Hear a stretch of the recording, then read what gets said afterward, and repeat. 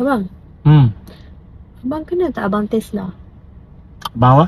Abang Tesla. Abang Tesla? Kereta tu? Tapi dia influencer. Abang Tesla, kenal? Tak. Kenal. Abang, Ha. kalau nak kata suami yang baik tu, Hmm. macam mana sebenarnya bang? Yalah, bukan senang jadi baik. Pertama sekali, suami yang baik ni dia mesti bagi nafkah dan dia tunaikan tanggungjawab. Sebab dia akan tanggung di dunia, jawab di akhirat. Yang kedua, dia bagi kasih sayang, dia bagi didikan sepenuh jiwa dia. Macam mana dia nak dia dilayan, macam itulah dia layan isteri dia, dengan penuh kasih dan jiwa. Dan yang ketiganya apa? Apa-apa dia buat, dia akan fikir panjang. Bukan dia buat untuk seronok sehari dua. Dia akan rasa bahawa apa yang dia buat tu akan memberikan kesan anak dia, cucu dia nanti. Bukan untuk dia saja, bukan untuk keseronokan dia. Bukan untuk dia nak happy hari ni kemudian ramai follow dia. Dah. Sebab dia tahu Allah Maha melihat dia. Semangat tak? Kenapa abang macam nak marah? Bukan marah. Apa semangat? Satu kata, isteri pertama untuk untuk dihargai, isteri kedua untuk dicintai. Boleh kan? Isteri pertama tu tak, bagilah dua-dua, untuk dihargai pertama, untuk dihargai kedua, untuk dicintai yang pertama, untuk dicintai kedua. Kenapa yang pertama untuk dihargai, yang kedua untuk dicintai? Kenapa? Tak tahu apa, tak faham. Amboi, yang baru je nak cinta-cinta. Dia macam ni. Sayang, kasih, tumpahkan segala apa tanggungjawab semua. Tak kira lah nombor 1 ke, nombor 2, nombor 3 ke, yang seterusnya pun, semuanya kena bagi. Tak, ni abang nasihat orang. Macam tu. Okey. Ada pula yang pertama dihargai, nombor 2 disayangi. Kan? Sayang, hargai, tanggungjawab semua. Semua.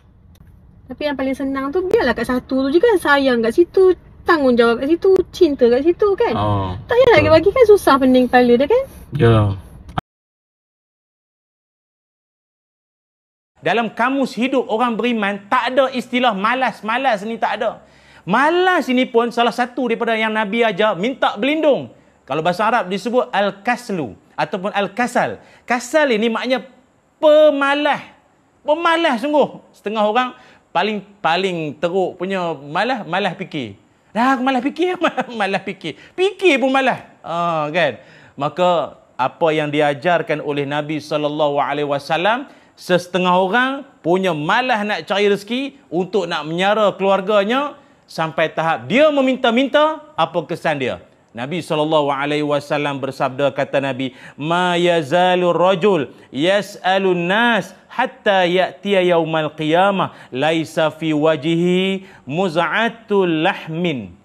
Kata baginda Nabi SAW, seseorang yang jenis suka meminta-minta ke orang, tahu menghulu ni, hulu bukan hulu memberi, hulu meminta nak sikit, nak sikit boleh, nak sikit, meminta kerjanya ini, dan meminta pada manusia tanpa henti dalam keadaan dia tu sihat, tubuh badan boleh kerja, boleh cari nafkah, dah minta juga. Apakah akibat yang bakal dia terima di akhirat atau di hari kiamat nanti? Kata Nabi SAW, laisa fi wajhihi muz'atu lahmin. Muka dia sikit sekerat daging pun tak ada nanti. Bayangkanlah, hari kiamat, akhirat nanti orang semua datang muka comel-comel, bak purnama lah, muka bersilau-silau. Nabi kata sekerat daging pun tak ada pada muka-muka si peminta dalam keadaan pemalas. Habis tu Ustaz, mana orang hidup minta sumbangan untuk tahfiz dia, pondok dia, nak menyara anak yatim tu, dah itu cerita lain. Dia mewakili pihak organisasi dia ataupun pondok dia yang memang dalam kesusahan, tu cerita lain. Ini dia yang sememangnya badan sihat, boleh cari rezeki, dah dia malas. Tahu nak minta aja. Tak kawan dia, mak mentua dia. Tak mentua dia, jiran dia, kawan futsal dia. Kawan jadi meluat, tak ada muka lain. Kau itu minta. Muka handsome, minta ke orang. Jadi sebab itu kita nak mengajak para penonton semua menghayati bahawa dalam kehidupan ini antara nafkah penting seorang suami maupun ayah, ketua keluarga, wajib sediakan pada keluarga. Yang terbalik pula, isteri pula sibuk cari untuk keluarga. Suami menghadap TV siang malam lah, duk gosok telefon, gosok, gosok. Isteri duk pulun cari kerja, sara anak, membesarkan anak, cari makan. Kadang suami siap marah, awak tak pergi kerja. Terbalik. Patut suami tu yang kerja, isteri pula pergi cari kerja. Benda macam ni adalah benda yang patut diperbetulkan dalam masyarakat kita. Sebab kata Imam Nawawi rahimahullah, sekurang-kurangnya seorang suami maupun bapa dalam keluarga kena sediakan 7 perkara. Pertama sekali, seorang suami maupun ayah wajib sediakan makanan. Wajib sediakan makanan. Kalaupun si ayah, si suami tu kursus jauh mana sekalipun, outstation 3 hari 2 malam, 7 hari 6 malam ke apa, tak balik-balik ke rumah, pastikan isteri dan anak-anak di rumah ada makanan. Ada makanan. Oh tak boleh, saya ini keluar jihad fisabilillah. Saya berjuang, saya berdakwah. Jadi isteri dengan anak-anak itu Allah Ta'ala akan selesaikan. Awak ni hidup tahun bila ni? Mana punya pahaman punya dapat ni? Mana sekolah punya belajar? Sebelum suami itu nak keluar pergi kerja, nak berjuang, berperang, isteri dan anak-anak pastikan terisi. Kalau kata orang zaman sekarang ni, peti air tu penuh lah. Peti air tu penuh. Ingat, itu yang pertama, makanan. Yang keduanya, mesti disediakan tempat tinggal.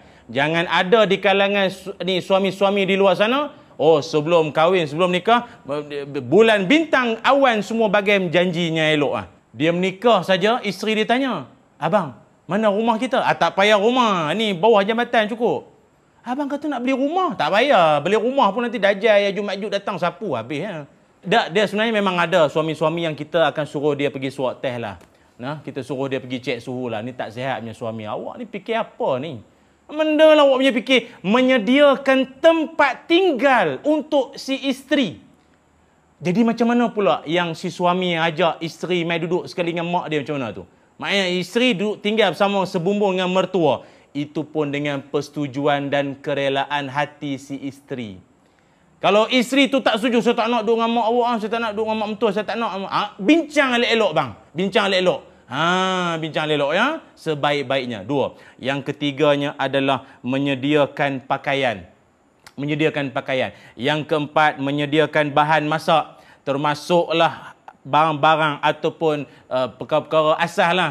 Yang termasuk orang panggil apa? Garam, gula, beras siapa beli ya? Beras. Suami belilah beras. Sibuk pula kata beras abang yang beli. Beras, tonggek, apa-apa hal-hal berkait dengan kata orang apa ya? Bahan masak. Yang seterusnya, perkakas rumah. Lagi, alat-alat pembersih badan, berus gigi, ubat gigi, sabun, shampoo, semua yang membersih badan. Dan yang ketujuh, pembantu rumah jika mampu. Dia ada perkataan jika kat situ. Pembantu rumah jika mampu. Dia kadang setengah isteri, walaupun dia suri rumah, tapi kalau anak dah berderet, anak dah susun 7-8 orang, mungkin barangkali kawalan tu dah tak terkawal mungkin. Anak dah ramai, dah susun ni semua, maka suami kena fikirkan sesuatu. Macam mana untuk nak membantu urusan isteri di rumah. Kadang orang kata, alah, di rumah apa masalah? Suami sungguhlah kerja outstation, kerja di lapangan ni, macam-macam dugaan semua kan. Duduk di rumah apa masalah? Melayan anak je pun. Abang, awak cakap sedap ya. Rumah, walau gelanggangnya kecil, peranannya besar. Jangan main-main tu. Jadi kena ingat, suami kena ambil kira, ambil peduli apa sahaja yang berlaku dalam rumah tangga kita. Ada di kalangan kita yang Allah Subhanahu Wa Taala bagi pada dia rezeki banyak, melimpah-limpah kan. Kata orang, yang bulan lepas pun tak habis lagi, mari pula rezeki berikutnya. Dia memang Allah Ta'ala bagi melimpah-limpah lah. Ada setengah orang macam tu. Ada pula sebahagian teman-teman, rakan-rakan kita di luar sana yang mungkin serba tidak cukup. Ada, tapi ataupun kalau tak cukup sekalipun, kata orang, maaf dengan izin ya, dia ngam-ngam saja dia punya pendapatan dia, ataupun dari segi kecukupannya itu tak seperti orang lain. Ada. Walau bagaimanapun, sama ada rezeki itu banyak ke, melimpah ke, sikit ke, sedang-sedang ke, cukup-cukup ke, ngam-ngam ke, ia mestilah diurus takbir dengan betul. Harta tersebut. Kata orang dia tu bolehlah harta banyak, bolehlah mengurus ke, nak bagi itu bagi ini. Tak. Kalaupun duit kita tak banyak mana sekalipun, mesti tetap akan ada pengurusannya yang diajar dalam agama kita. Maka oleh kerana itu, saya nak kongsikan. Ada 6 cara ataupun 6 jalan yang telah pun digaris pandukan oleh Allah Subhanahu Wa Taala dalam Quran, bagaimana pengurusan panduannya, tata cara menguruskan harta yang Allah Subhanahu Wa Taala kurniakan kepada kita. 6 perkara tersebut apa dia? Pertama sekali. Yang pertama, Allah mengajar kita supaya cari harta. Cari harta. Dia kena cari. Dia kena cari. Jangan duduk di rumah kata nak apa? Dulu orang kata tunggu nak menggores. Menggores, tiba-tiba dapat duit. Dah, tak boleh. Dia kena cari.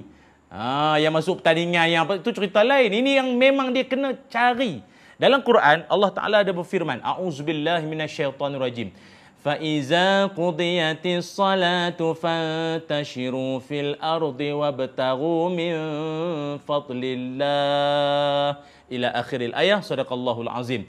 Kata Allah Ta'ala, apabila kamu selesai solat fardu Jumaat, maka bertebaranlah kamu di atas muka bumi Allah ini. Yang doktor-doktornya, cikgu-cikgunya, pejabat agamanya, ustaznya, yang saintisnya, yang menterinya, yang berhormatnya, yang produsernya, yang wartawannya, kameramannya. Hei, semua ni bertebaran. Allah suruh bertebaran atas muka bumi. Dan carilah min fadlillah. Kurniaan Allah. Allah suruh cari. Allah suruh cari. Allah suruh kita cari. Dalam surah Al-Jumu'ah ayat yang ke-10.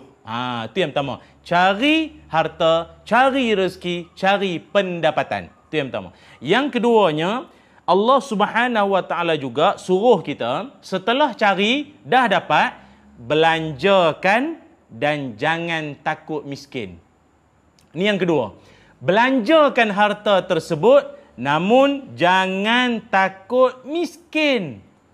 Ada setengah orang, bila dia nak berbelanja, dia nak menginfakkan harta dia, termasuklah memberi nafkah pada ahli keluarga semuanya. Jangan kan nanti kurang pula ni hartanya itu kan.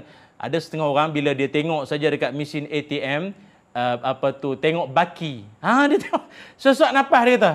Dia punya duit dalam bank parah hidung ah. Ada kata tak ada ustaz, saya bukan parah hidung. Dengan hidung-hidung tak ada rahnya. Jadi saya sesak nafas sikitlah ustaz. Jadi saya tak bersedekah kot bulan ni. Satu benda yang Allah Taala mengajarkan kita, jangan sesekali takut untuk kita nak menafkahkan harta kita, khususnya nafkah itu terhadap keluarga kita, anak, isteri kita, seluruh isi keluarga kita. Takut apa? Dengan memberi nafkah tu makin miskin. Dalam Quran Allah Ta'ala menyebutkan A'udzubillahi minasyaitonirrajim. Asyaitanu ya'idukumul faqra wa ya'murukum bil fahsya ila akhiril ayah. Sadaqallahul azim. Syaitan akan menakut-nakutkan kamu dengan kemiskinan dan kepapaan jika kamu bersedekah. Hingga hujung ayat. Surah Al-Baqarah ayat 268. Allah sebutkan bahawa syaitan ni salah satu perangai dia bisikkan. Rajin pula bawa isteri pergi berjalan-jalan, makan angin, bagi duit kat isteri pula. Kau tak takut ke kau ni musim-musim susah ni, wabak tak selesai lagi ni, macam mana ni? Tak payah. Pandai-pandailah. Dia pun kerja kan isteri tu, tak payah bagi. Tapi tuan-tuan janganlah pelik pula. Macam mana ustaz tahu skrip syaitan ni? Saya agak je lah. Habis tu bisik apa lagi? Takkan bisik suruh semayang pula. Syaitan mestilah bisik ke arah kejahatan ataupun ketakutan. Ramai orang macam tu. Yang ketiga,